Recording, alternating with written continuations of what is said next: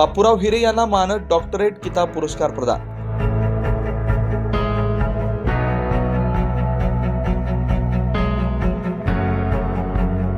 गेल्या मागील काही वर्षापासून शिक्षण क्षेत्रात प्रसिद्ध असलेले बापू हिरे यांनी शिक्षण क्षेत्रात केलेल्या उत्कृष्ट कामगिरीची कुठे ना कुठे दखल किंवा नोंद होत असते।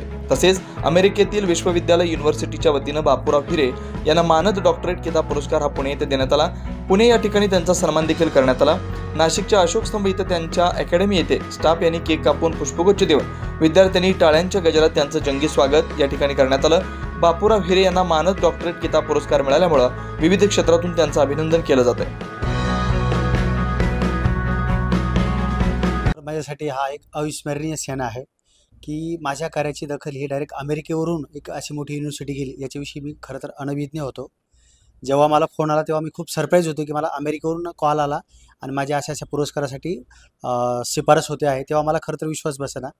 पण जेव्हा मी आता प्रत्यक्षात गेलो तेव्हा मला कळलं की खरंच कार्य खूप चांगलं असल्यामुळे आपली दखल आपोआप घेता आपण आपलं काम करत राहावं अशा पद्धतीने आपण म्हणू शकतो। असं आपल्याला जो अमेरिकेचा पुरस्कार अमेरिकेची सेडरब्रुक युनिव्हर्सिटी आहे त्या युनिव्हर्सिटीने हा पुरस्कार प्रदान केला आणि हा पुरस्कार जो आहे तो पुण्यातले जी रॅडिसन ब्लू हॉटेल आहे त्या हॉटेलमध्ये हा पुरस्कार सोहळा जो तो पार पडला।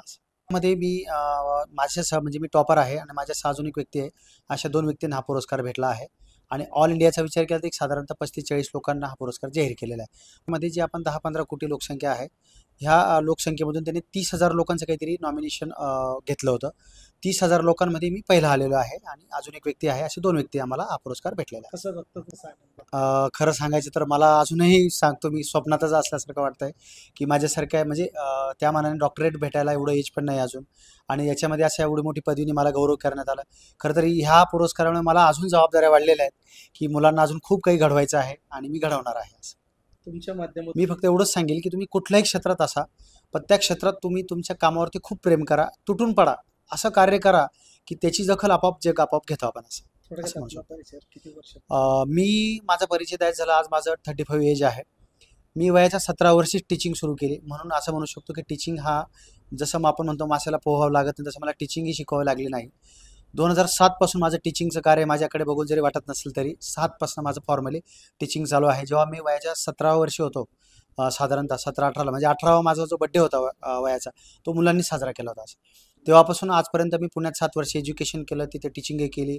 माझं PSIमध्ये 7-8 वेळा सिलेक्शन आहे प्रीमेन्स, त्याच्यानंतर टॅक्स इन्स्पेक्टर 2015 असेल, UPSC असेल, MPSCच्या मेन्स असे खूप हे घेतलं। पण मला टीचिंग ही आवड आहे मला कळलं म्हणून मी टीचिंगमध्येच पूर्णपणे उतरलो आणि आज टीचिंगमध्ये मी खूप चांगल्या लेवलला आलो। माझे अनेक विद्यार्थी भारतामध्ये असेल महाराष्ट्रात असतील खूप आहेत, म्हणजे 1000-2000 विद्यार्थी असे की ते क्लास 1 क्लास 2 क्लास 3 कुठले ना कुठलं पद धारण करतात असं आणि या गोष्टीचा खूप अभिमान आहे मला। असं विद्यार्थ्यांमध्ये टाळ्याच्या गजरात खरं सांगायचं तर ती कामाची पावतीच म्हणता येईल की विद्यार्थी म्हणतो आपण विद्यार्थी प्रेम असलं की विद्यार्थ्यांकडून आपोआप ह्या गोष्टी भेटतात। मी विद्यार्थ्यांवरती खूप प्रेम करतो। असं माझं एकच म्हणणं असतं की जो विद्यार्थी माझ्याकडे येतो तो फक्त पैसे देऊन येतो म्हणून मी शिकवत नाही, तर त्याला एक जबाबदारी समजतो। भारताचे नागरिक घडवण्यासाठी नागरिकच्या उद्देशाने मी त्याला घडवत असतो असं आणि ऑफकोर्स ते एक भारताचे उद्याचे एक चांगले सुजाण नागरिक घडत असतात। असं